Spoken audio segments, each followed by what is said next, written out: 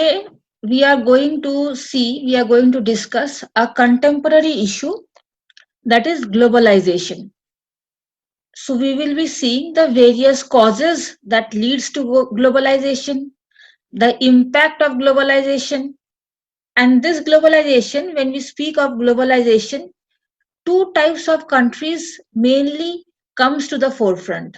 One is developing countries and the other is the developed countries. So we will also see how globalization has affected the developing countries, and also we will see with special reference to India. So first on, we should understand what is the meaning of globalization. So what is globalization? It is a speedy movements and exchange. What kind of movement? What kind of exchange? Movement and exchange of human beings or goods, services or capitals. So like these, or movement of technology or exchanges of technologies or cultural practices, exchanges of cultural practices all over the planet. So this is the first definition of globalization. Now WHO, that is World Health Organization, according to them, what is this globalization? It is all to do with interconnectedness and interdependence of what? When we say interconnectedness or interdependence, who is dependent on whom? So, between the various people and between the various countries, and this globalization, according to WHO, it can be understood by two interrelated elements. These are the two interrelated elements. What does the first says? That is the opening of international border. In globalization, the foremost thing is that international borders has been opened by the various countries for trade, practicing trade between each one of them. So opening of international borders. So when the international borders are opened, then what happens? Then the goods, the services that I had spoken about in the previous slide, so the various goods, the services, people, idea, finance, culture, etc. So all these things can easily move fast between the various countries when the borders are opened. And the second is what the changes in institution and policies. At what level? National and international level. So when you don't change the various policies at national level and international level, then there is no question of opening of the borders. When the borders are not opened, then obviously there won't be any flow of goods or services, etc. So this is required policy change. If a country does not allow globalization, does not allow various companies to set up their industries in that country, then obviously there won't be any globalization. So first and foremost, the countries has to change their policies. Once that is done, then international borders are open. Once that is done, then this will lead to interconnectedness and interdependence. Now these are very high definitions, or this you may find this very complicated definition of globalization. So you can imagine a globalization in very layman's language. How?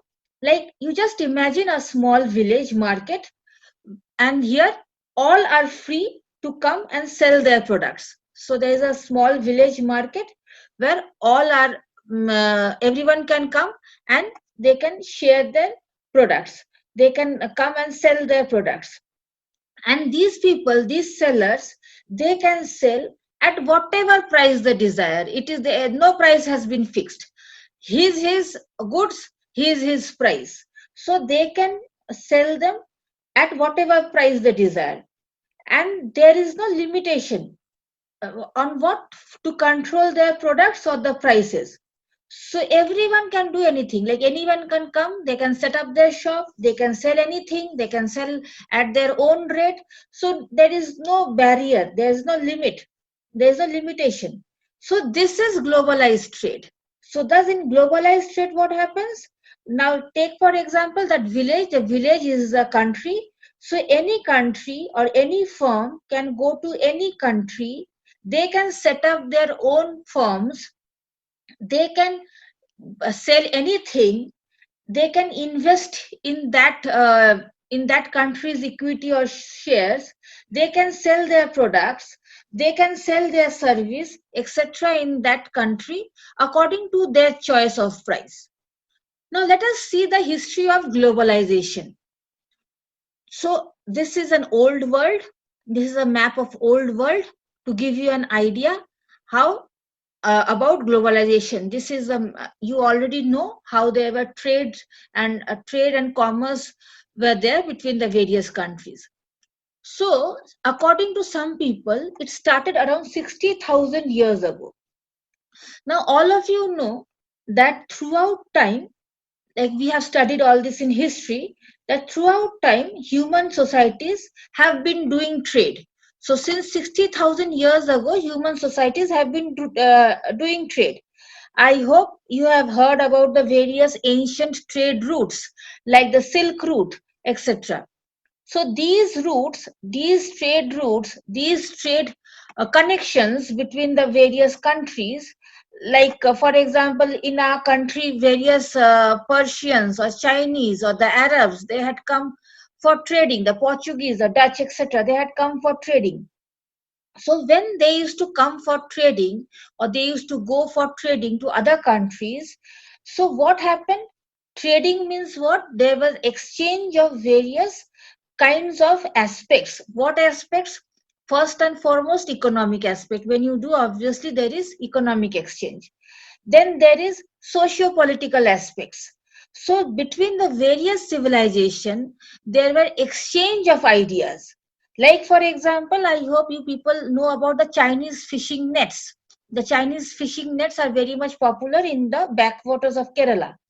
So the Chinese fishing nets, we came to know of the Chinese fishing nets from the various Chinese travelers who had come to India, or for that matter, the Arabs or the rest of the world came to know of the Indian subcontinent's concept of mathematics. Like you must be knowing, the concept of zero started from India. And again, when these people they came they went to various places. With them, what happened? They also spread their language. They also spread their religion. Like the Arab, they helped to spread the Muslim religion, the Islam religion. Then when Indian traders they went and inhabited in the various Indian Ocean islands, that helped in the spread of Buddhism in those islands. When the Dutch, Portuguese, the English came to India, that helped in the spread of Christianity in India. So like this, there was spread of language, there was spread of religion, etc. Now second point is that the migratory phenomena. How migratory?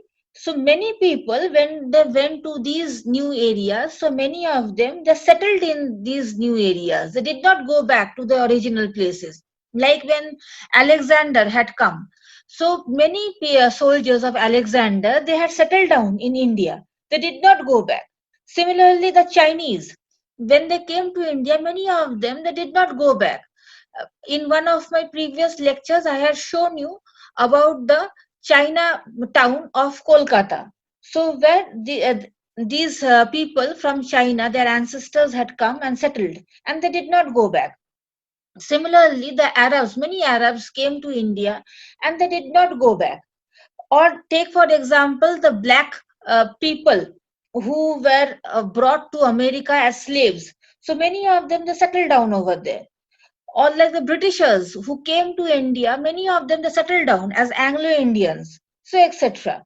So even, and then nowadays, if we look to migration nowadays, so you know that traveling nowadays has become very much quick, very much comfortable.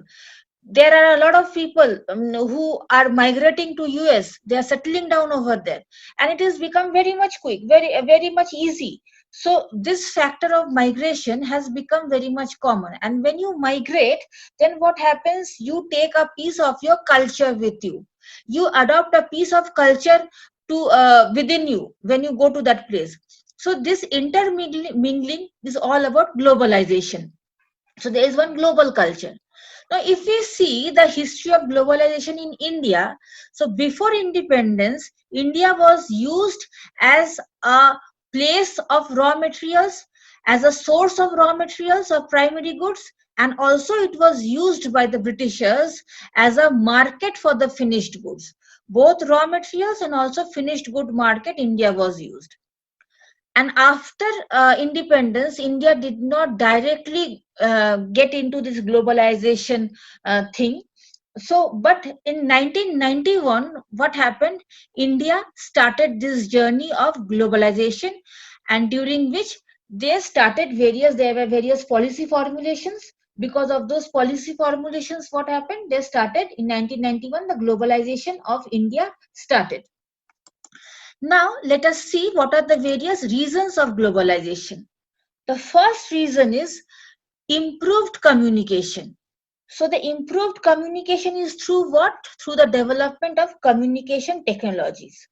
So, like internet, email, mobile phone, these have become very vital to the growth of globalization. Let us take the example of us during the corona period.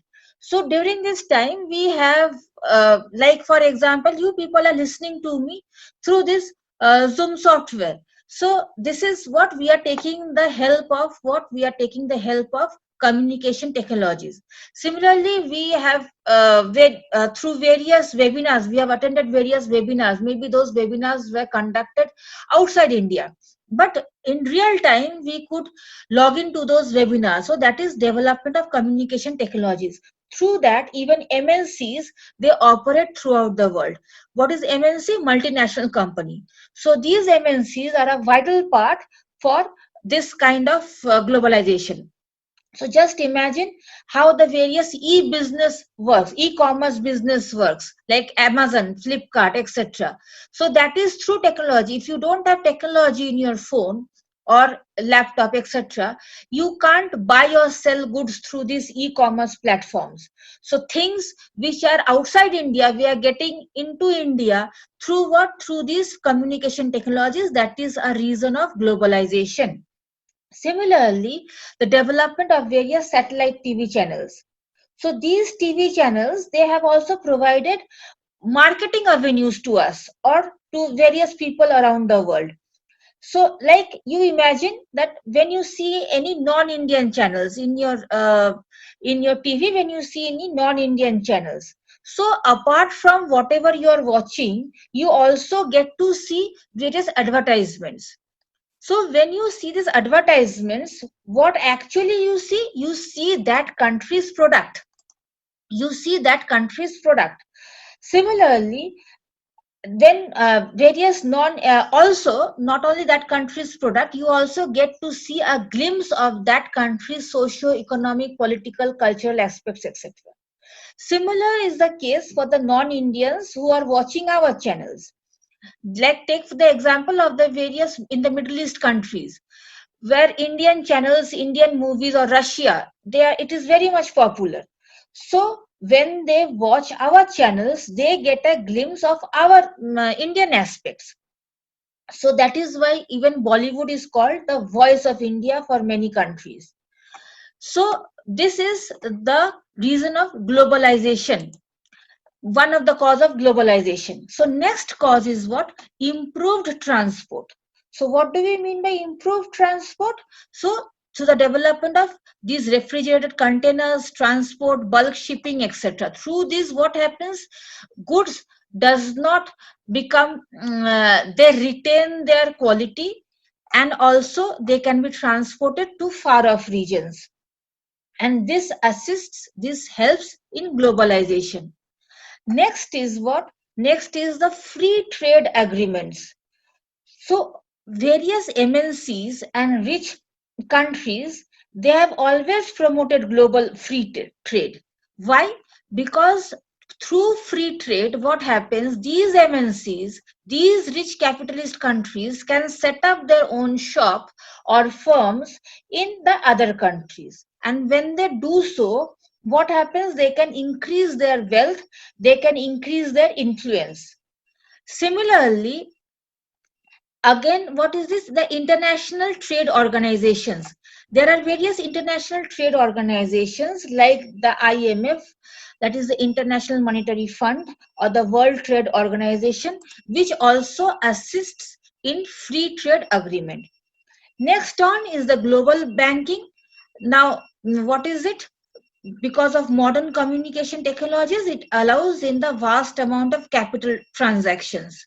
So we all know that through internet banking we can send money from anywhere to anywhere. So if it is through Amazon, we are wanting to buy certain things in Amazon, we can, from here we can easily transact money to their account and the thing will come. So this also helps in globalization.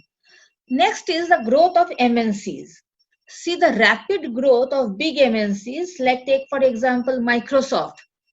Every one of us we are using Microsoft goods, be it in our Android mobiles, be it in our laptops, etc. We are using. So that is a reason of globalization.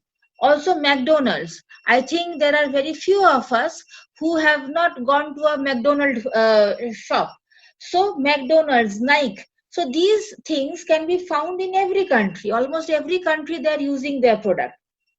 So thus, these MNCs investment in the various countries in the form of farms, in the forms of mines, factories, etc., it is a major part of globalization. When other MNCs, other countries' MNCs are investing in our country, or for example, our MNCs are investing in other countries, so that is also a reason of globalization.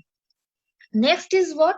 Globalization also allows MNCs to produce goods and services and to sell products on a massive scale, about which I had told you in the introductory slides, that what is globalization.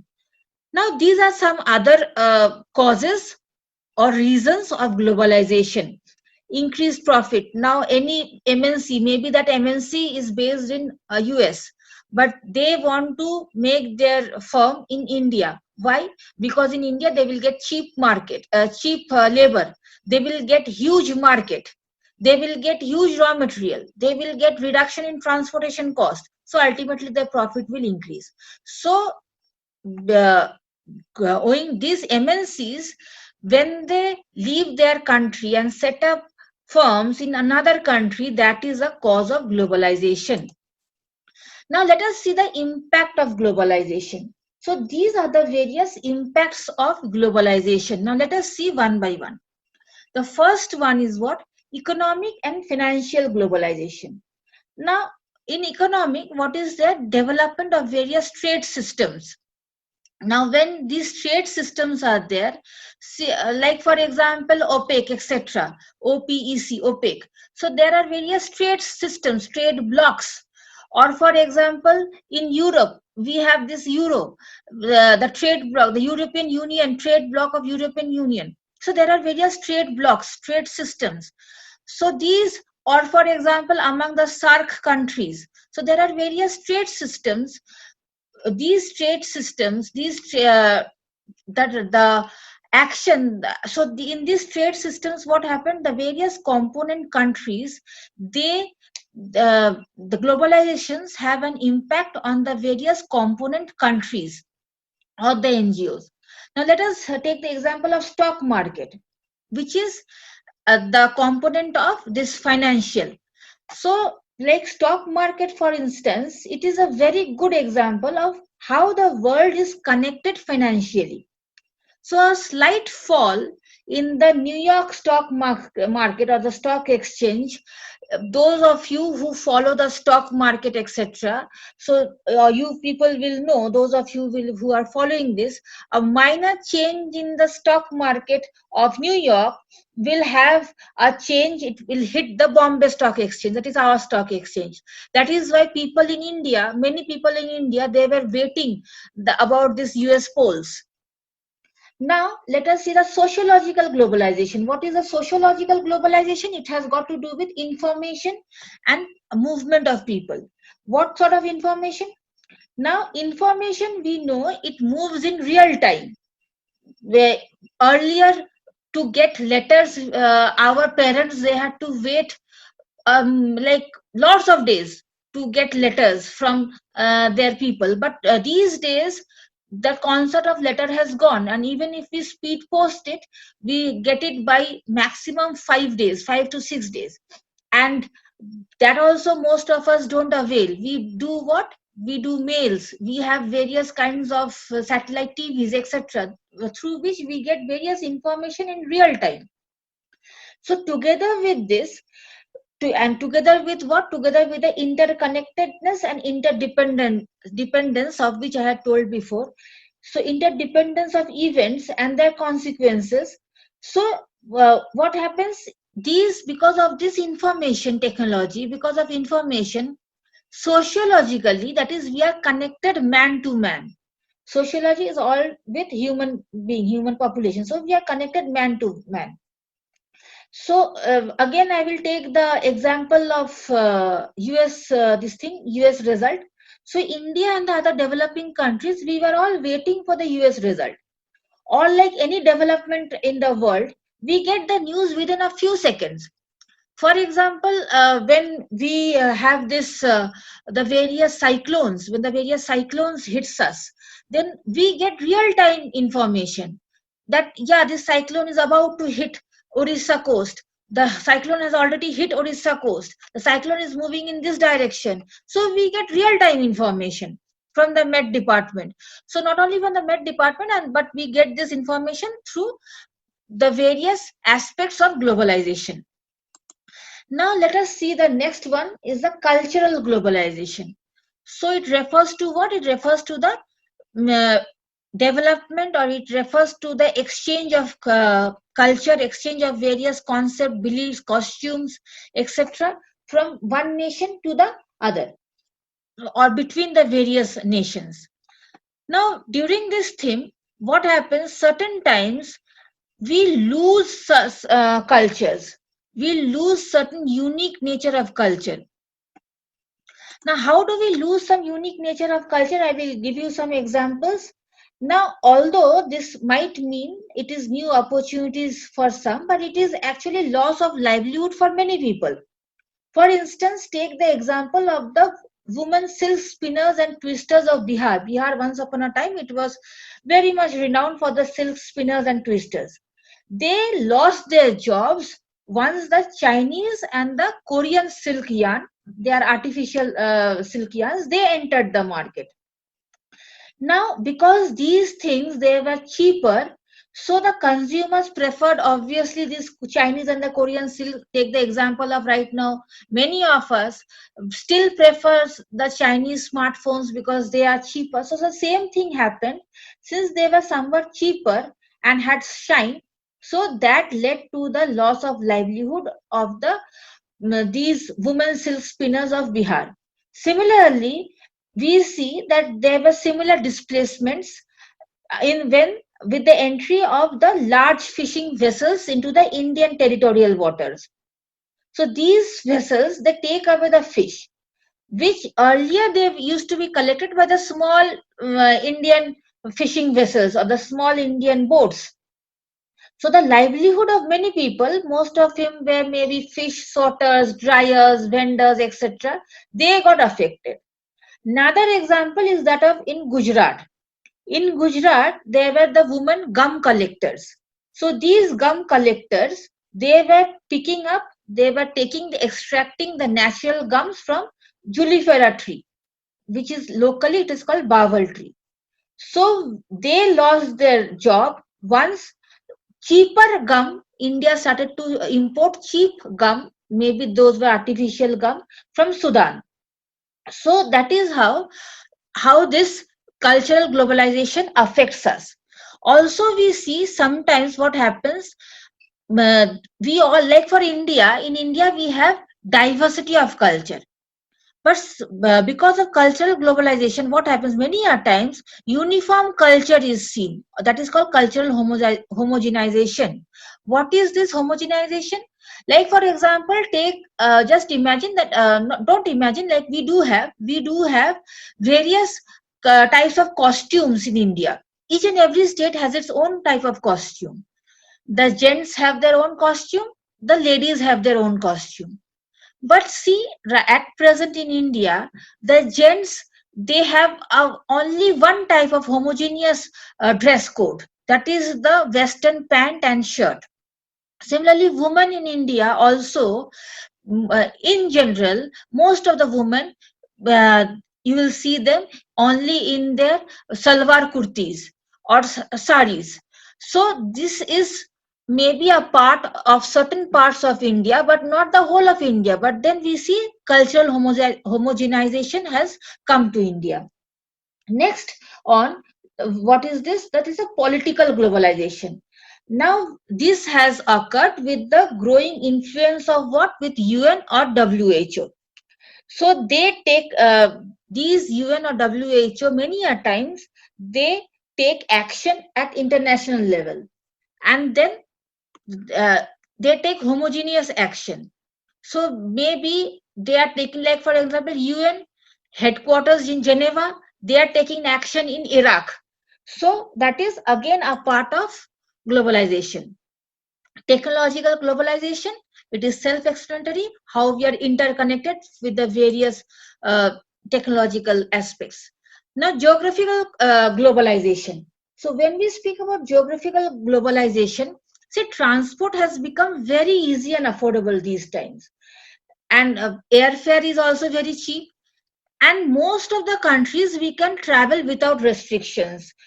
Like I hope you have heard about visa. So apart from a few countries which demands visa, but many countries they have issued visa free travel. You can go through this, there is a list of countries which allows visa free travel.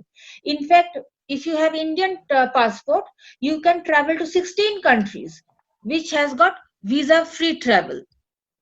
Second is, so when you go to other countries, uh, because of visa free travel, you import a part of your culture to that place, or you also take in some of their culture with you. So that is globalization. So what do we mean by ecological globalization? So this accounts that the full earth is a single global entity. We are not divided into these countries or continents. Because why the whole earth is a single global entity? You do something in India that will affect the weather of the other countries.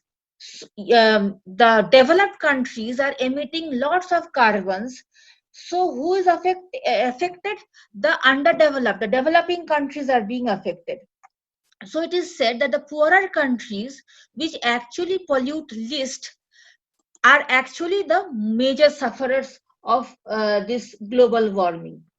Now let us take, these are certain other impacts. First is food supply.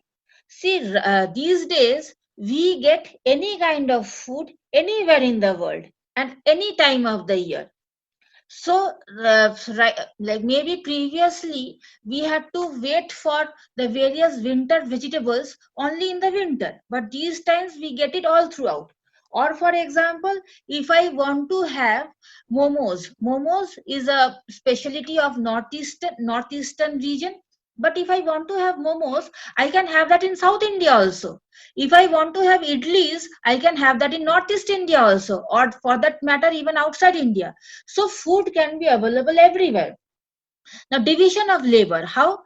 See, because MNCs, the various MNCs, they are always in search for the cheapest location to manufacture their goods, to set up their firms, to assemble the various components.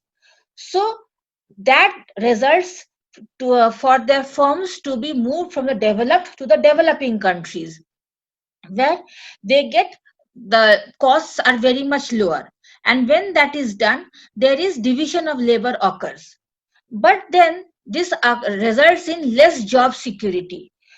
in the global economy, yeah, the jobs are becoming very temporary and insecure. You just do a survey amongst yourself, among the various private sector employees of India. Don't go outside of India also. Just do a survey within the private sector employees of India. Just see how many times they change their jobs in their professional life. On an average, it has been seen that they will change their job at least 3 to 4 times on an average in their professional life. And also check how many people have lost their job who belongs to various MNCs in this 1 year of corona. So there is less job security. Then there is damage to environment. See, if there is more firms, that means what? More firms means what? More fossil fuels. More fossil fuel will lead to more pollution. So climate change is a serious threat, which is a direct impact. And this also has led to various increase in anti-globalization protests. Like for example, WSF. WSF means World Social Forum. So this is a global forum which brings together various activists, various environmentalists, various youth, women activists who are against this globalization. Next on, let's see the various benefits of globalization. So these are the various benefits: economic, financial, cultural, increased labor mobility, etc. So let us see the first one, that is the economic. So when we see about economic, this you can say this also has the demerits also. First is the benefit is employment generation. When new companies will come to developing worlds, or new companies will come to other countries as a result of globalization, this will result in new opportunities in the in that country, new companies, new outsourcing. Like for example, we have various outsourcing firms, we have various call centers, various offshore offices, so new employment generation will result. But then it will also result to the monopolized possible monopolization of multinational companies. Take the example of a sea or an ocean. So there are big fishes and small fishes, but generally, those of you who have watched National Geography channel, so those of you who watch that or have an idea about this animal kingdom, generally where the big fishes stay, that area small fishes cannot stay, because they clear up the small fishes. Similarly, when large enterprises they come into the developing countries, from developed nations they come into the developing countries. So when these various bigger enterprises they comes, they does what? They take over the market. And also because of them, the local producers, they of the developing countries, they are just knocked out because they cannot compete with these huge establishments. Like take the example of various mobiles which we had previously, like Lava. There was a mobile called Lava Mobile. Then Micromax, still it is there. So there were various types of mobiles, various local mobiles. So most of them, they either have downgraded their production, or there was another mobile called Carbon.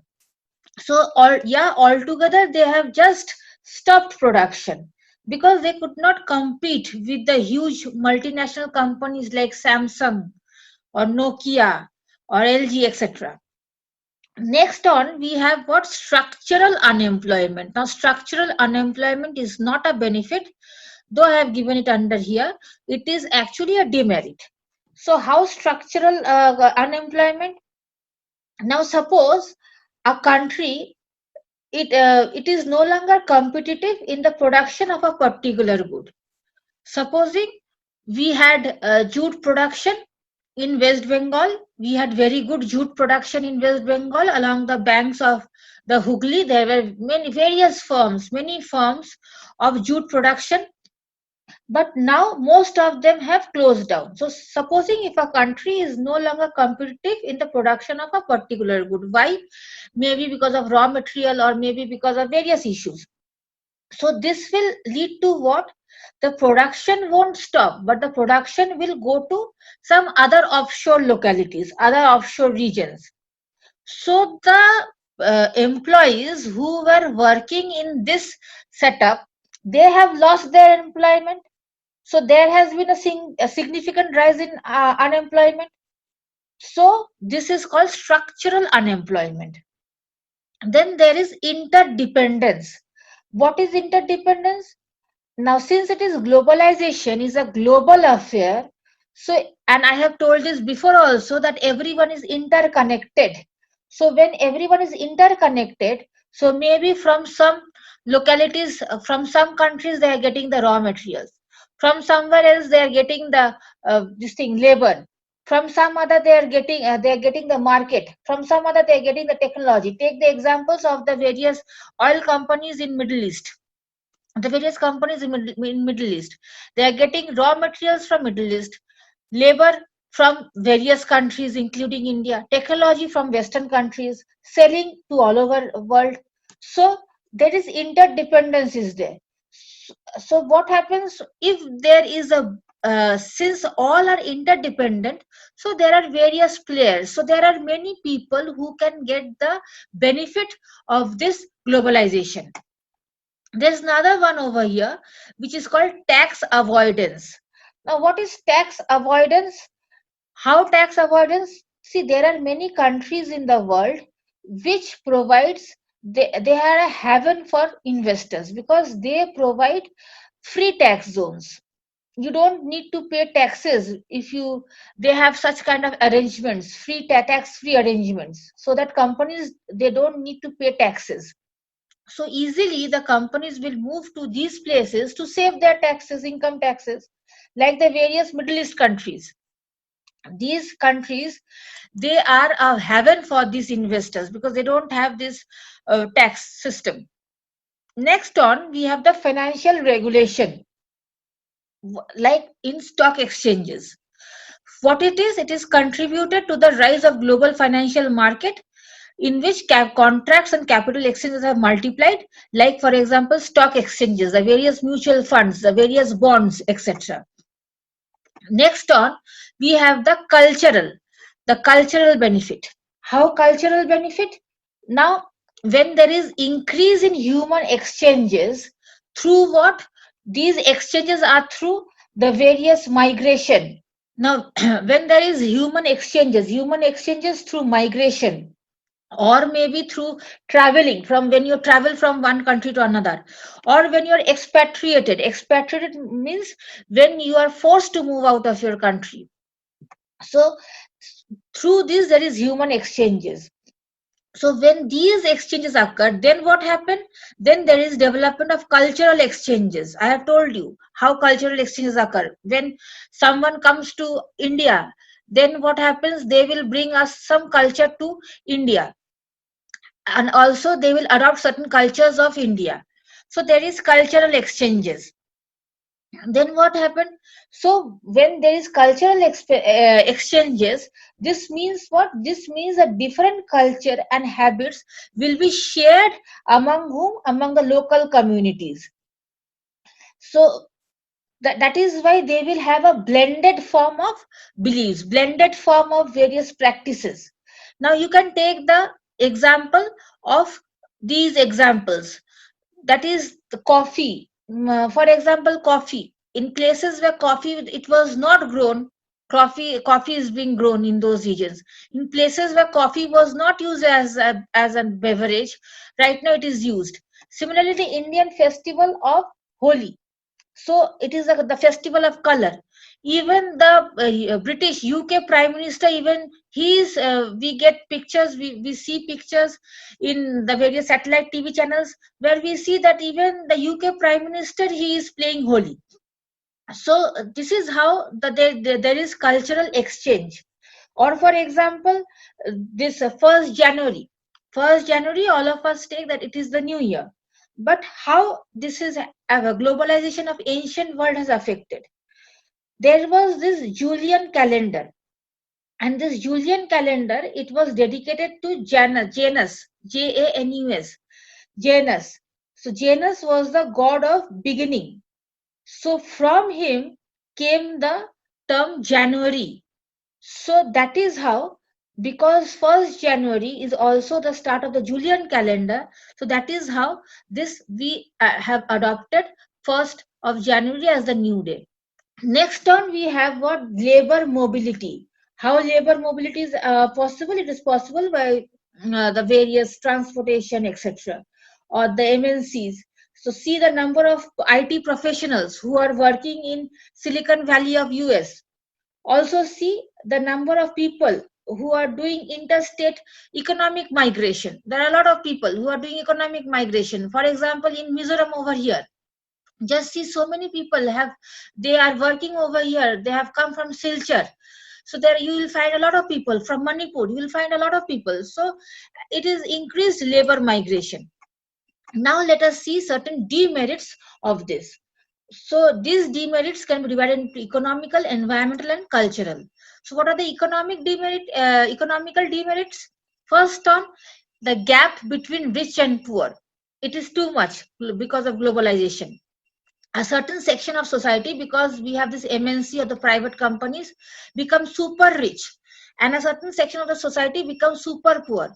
In fact, if you go through today's newspaper, that is today the 25th of November 2020, today's news, it says that this coronavirus, because of this coronavirus, around 10 um, uh, 10 business tycoons have become they have super increased their wealth. These 10 tycoons, business tycoons, have super increased their wealth by billions.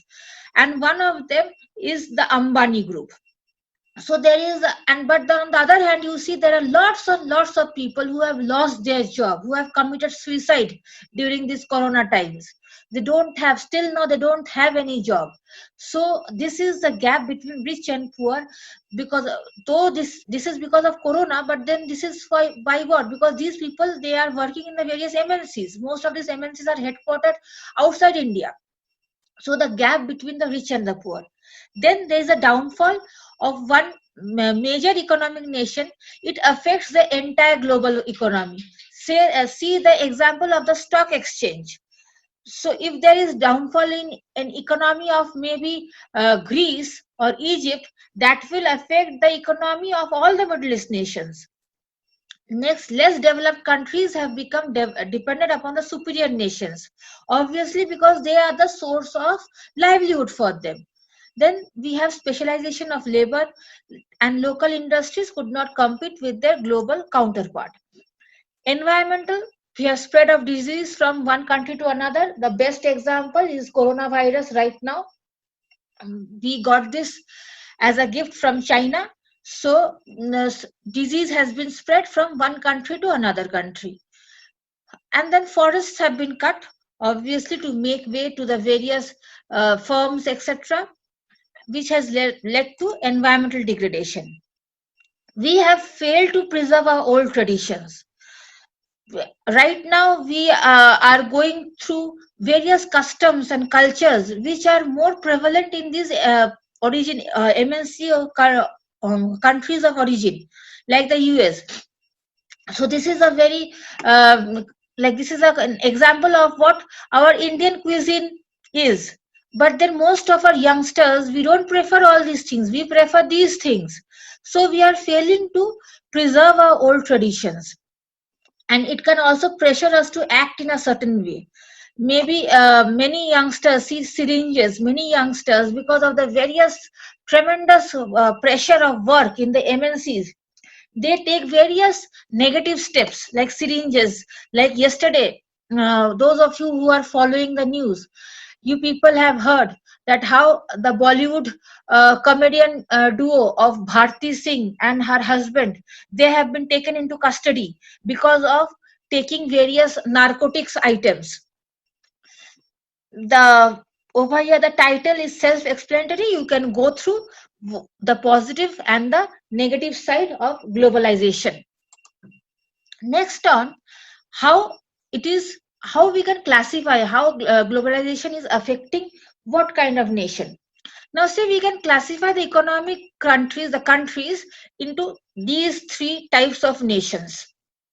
Now, if we speak about industrialized nations, so historically, these nations, they include, well, these nations have, the industrialized nations have these aspects, these criteria. And historically, we see that they include the US, Canada, Japan, South Korea, New Zealand, the various Western countries. The newly industrialized countries are the various Eastern European countries, South Africa, China, etc. Then we see the developing countries, those who are in the transition stage between this and this transition stage, who will go on to this, that developing countries. So these countries, they are found in Latin America and Asia majorly. Like for example, India falls into this category. Then we have the underdeveloped nations where there is extreme poverty, and most of them are located in what, Africa. And these countries, they don't have that kind of economic or policy, that kind of administrative policies which can attract various forms of investments into them. Now next, let's see about globalization in the developing countries. I have divided into three types: economic, education, and cultural effects. So first of all, what is a positive effect in the economy? First of all is economic growth. Earlier in one of the slides, I had shown you that in India started its economic globalization from 1991.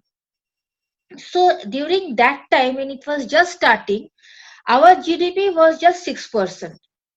But in 2015, when we were well into globalization, that GDP rose to 23.39%. So that was a huge increase. So what happens? So similarly, if you also see, let us take the example of a country which was also developing during that time. Like for example, in Bangladesh, the Bangladesh, after adopting its globalization, the poverty level or the people below poverty line, it has dropped from 43 to 36%. So that is a huge increase, economic growth. But what is the negative effect? It results in disparity among the rich and the poor. I have told you about this before. Then there is employment opportunity. So how employment opportunity? That also I have told you before. Employment opportunity. So because when there will be so many MNCs, so obviously when there will be so many categorization of work, then obviously there will be more employment opportunities, more people will get jobs. But negative point is that small scale industries will face extinction. A survey was done by the Ministry of Finance, India, Government of India, and it was seen that around 74% of small scale industries, they have closed down only during Corona. So then just imagine if that much could close down only in 1 year, then how many small scale industries have faced extinction because of economy? Take the example of various Indian industries, small scale industry. Like before 1991, we had various types of small scale industry, various basket making, carpentry, etc. Various types. But we don't have those things right now. Next is increase in free trade. I told you about this. And poor regulations of population. When you have easy migrations, then population regulation can be poor, will be poor. Next is education and health system. First of all, there will be a decrease in the rate of illiteracy. When you have so many options around you, when you have so many ICT technologies, techniques, when you have digital education system, so that results in what? That is a positive impact. So that results in a decrease in the rate of illiteracy. Earlier, like our grandfathers, So that generation, they could not, they were not accessible to easy this thing, easy education. But now, right now, we can easily access education, at least through digital modes. We can easily access education at present, right from class 1 to higher education level. Everything is available in the internet through digital mode. Take your example. You people, even though it is corona time, but we in Mizoram University or in the rest of the other universities, we are still having regular classes. You are giving your regular exams. So education, this is a positive impact of globalization on education. We are using this method of Zoom. Zoom is not an Indian company. It is a company which is located outside India, but we have access to that through by what? Through the technology of globalization. But then also spreading of new diseases. I had already gave you example of China and Corona. Next is positive impact is what? Increase of standard of living. Obviously, when people are getting more employment opportunities increasing, then obviously over here living standard will also increase. So earlier, when people could not even afford air transportation, now just see the number of air travelers, how much they have increased. And decrease in skilled laborers, because many of the small scale industries have faced extinction. Generally, these skilled laborers were employed by these people. So when these have faced extinction, so obviously over here also skilled laborers have also decreased. Now new cultures have been explored. When you go to new place, when others comes to our place, so new cultures are explored. Same is the case of Indians and non-Indians. But what is the negative effect? This disappearing of many words and expressions from local language. Now, it has been seen from a survey that there are 7,000 languages, known languages, they are disappearing very fast. They are disappearing. We all know that species are disappearing, but these languages are disappearing more than the species. And it has been also seen that every 2 weeks a new language is disappearing, a new tongue is disappearing. Let us take the example. In Alaska, there was a language which was spoken that was called yak, EYAK, yak language. So that language is no longer, you can see that language, the last person who used to speak that language died around 2010. So we don't have that language. Even in Turkey, there was a language called Ubik. Ubik. So even that language we don't have. It has extincted. We don't have that language. We get information about other countries, but we fail in our own family system. We get information about other countries, but we fail in our own family system. These days, you just think beforehand, we had the tradition of the joint family system. But right now, what we are having the single nuclear family or ultra nuclear family system. And the components of the joint family system, particularly the grandmothers, the grandfathers, where they are staying in the old age homes. So we have taken uh, the cultural aspect of Western world of the old age home into our own cultural aspect, and we have destroyed the family system, extended family system, and we have become nucleated family system. Now this is the GDP growth, this economic growth. You can see over here what was what is the GDP growth in 1960 for the globalizers, that is the countries who adopted globalization. So you see that in 1990, slowly but steadily, it has won the race. That the GDP is the highest for the globalized nations.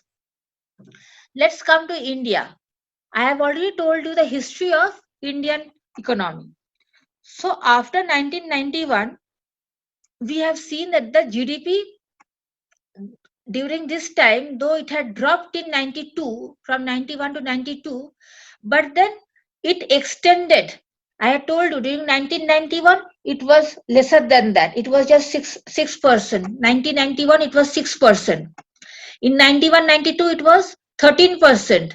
But then after that it has steadily increased. GDP has increased because of this. Even our export has increased uh, in very impressive terms. Because of globalization, I have told you in the third slide that we need to make certain policy changes.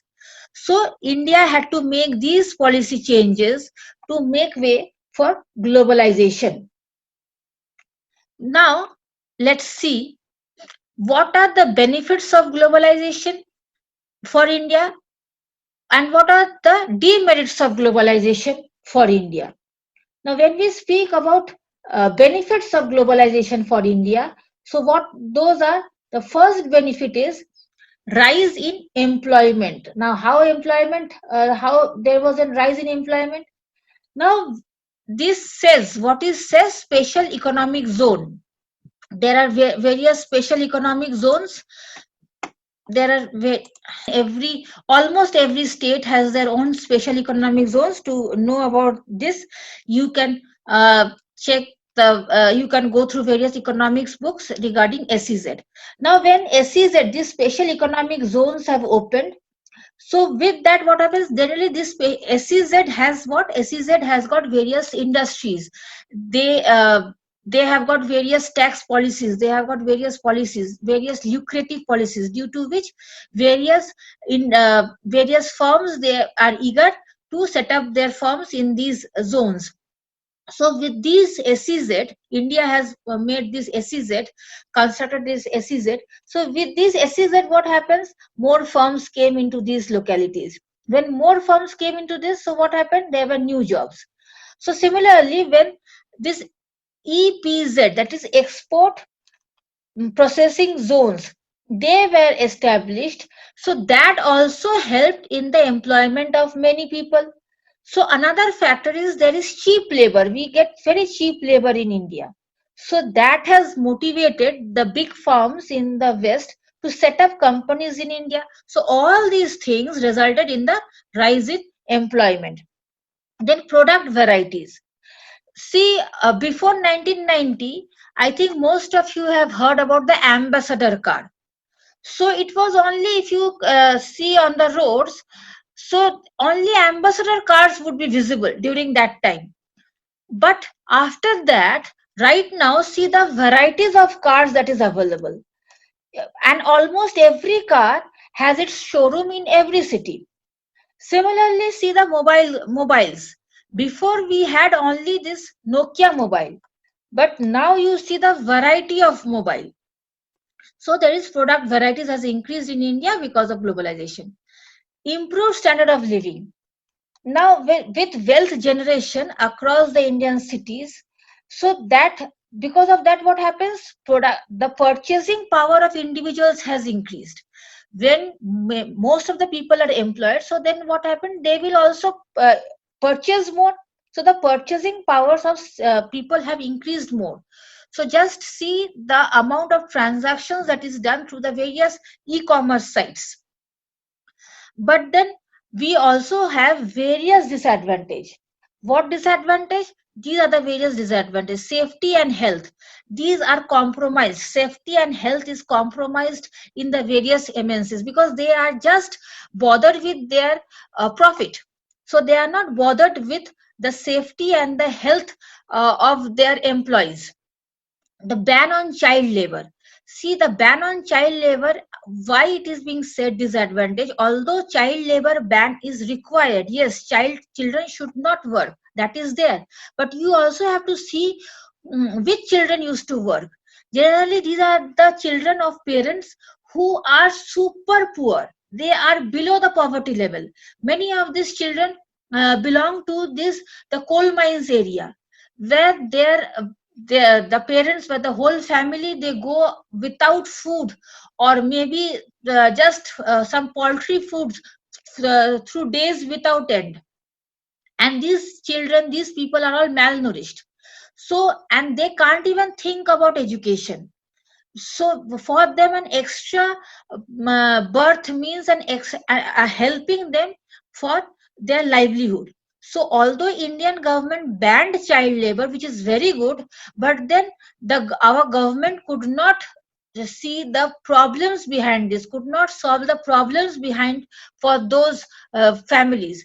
These families are still in stark poverty till now. Working hours, you don't have any fixed working hours. You take the example of the various IT companies, the MNC, the employees in the various MNC companies. Right now in the corona times, all are working from their homes. You ask any IT company professional, what is the work hour right now? They will say 24 hours. So anytime they can get call from outside, from offshore, that is from US or other UK.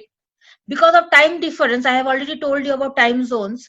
So because of time difference, what happens, if they have called, they have to pick up. So working hours has there is no proper working hour, so that is taking a toll on their health. Most of these people are suffering from cholesterol, diabetes, etc. We have disgraceful working condition, bondage in many of these developing countries, because the developed nations, the MNCs of the developed nations, they have only one thing in mind: profit. In front of profit, they see nothing. So they are least bothered whether their employees are working all throughout the night. They are least bothered whether their employees are suffering from the worst health conditions. They just want output anyhow. So there is a sense of bondage. So that is a disadvantage of globalization in India. And since many of these technological firms are in India, so it is the Indians who are facing the toll. Now, next is jobs in the technology and the business sectors. They have benefited nevertheless, because the MNCs, they they have been mainly focused on the technological fields, the IT sectors. Take the examples of the various IT sectors, the various IT companies, Microsoft, Google, etc. They have got offices in India also. In the various business sectors, they have increased. They have obviously Coca-Cola, McDonald's, etc. So business have increased, jobs have increased. But about the people working only in these sectors only, they have benefited. But if you see the overall employment rate of India, it has actually decreased, because there are people who are not into this technology or business sector. So the overall employment rate for the country has decreased. So, and job seekers, if we see the job seekers in India, it is increasing at a yearly rate of 2.5%. So the green revolution had affected positively a certain part of the crops, not the entire agriculture. Similarly, globalization has affected only the technology and the business sector, not the entire sector. So that is a demerit of globalization. So herein ends our globalization, the concept of globalization, the impact or the effects in developing nation as well as in India.